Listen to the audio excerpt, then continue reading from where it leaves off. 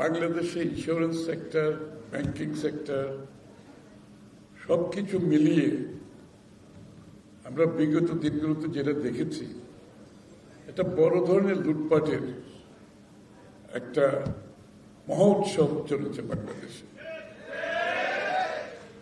এবং ব্যাংক থেকে এই যে মালিকরা টাকা নিয়ে যাওয়া, ইন্স্যুরেন্স কোম্পানি থেকে বিভিন্নভাবে টাকা বের করা, এই সংস্কৃতিটা পরিপূর্ণভাবে চলেছে বিগত দিনগুলোতে।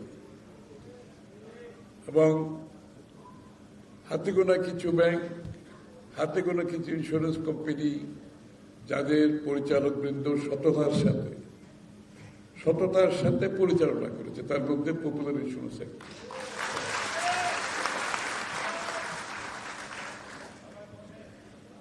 একটা কোম্পানির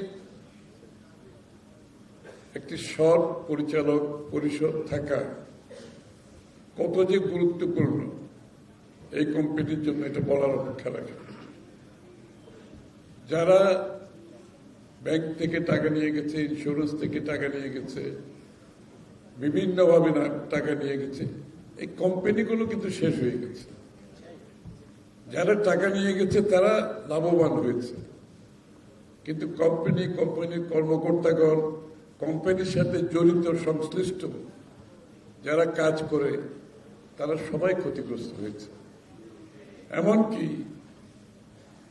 ইন্স্যুরেন্স কোম্পানিগুলো যে সমস্ত ব্যাংকে টাকা রেখেছে, অনেকগুলো ব্যাংক কিন্তু টাকা ফেরত দিতে পারছে না।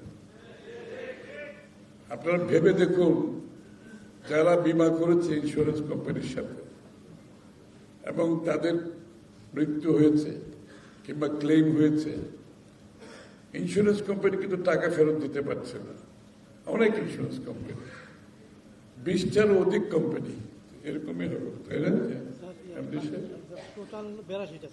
না, টাকা দিতে পারছে না, এরকম 20টার অধিক হবে।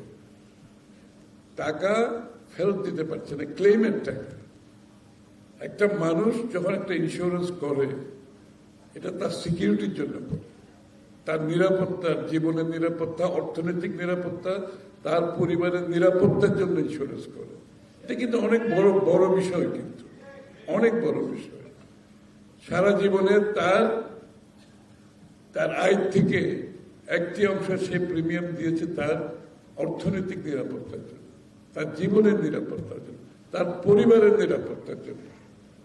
সেই জায়গাটা যখন বাধাগ্রস্ত হয় দুর্নীতির কারণে, লুটপাটের কারণে, আপনি চিন্তা করেন সেই পরিবারের অবস্থা কি হয়। এমনকি সেই ইন্স্যুরেন্স কোম্পানির অবস্থাও খুব খারাপ। ব্যাংকে টাকা রেখেছে, টাকা দিতে পারছে না।